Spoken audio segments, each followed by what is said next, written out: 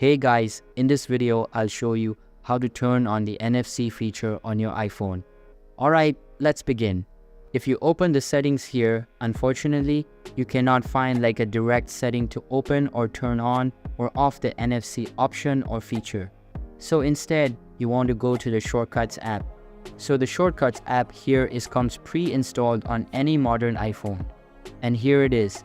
Instead, you can search for shortcuts, and this is the app, open it. And then here from the tab here at the bottom, tap on automation. And then tap on the new automation and scroll here down till you see NFC, which is right here under Wi-Fi and Bluetooth. So tap on NFC, and here you can scan NFC tags or cards. So simply tap here on scan next to NFC tag, and now your card or tag is ready to be scanned by your iPhone.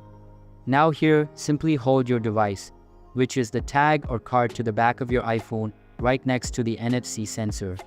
Then your phone will read the NFC tag or card, and your device, which is the tag or card of course, will be ready to use on your iPhone.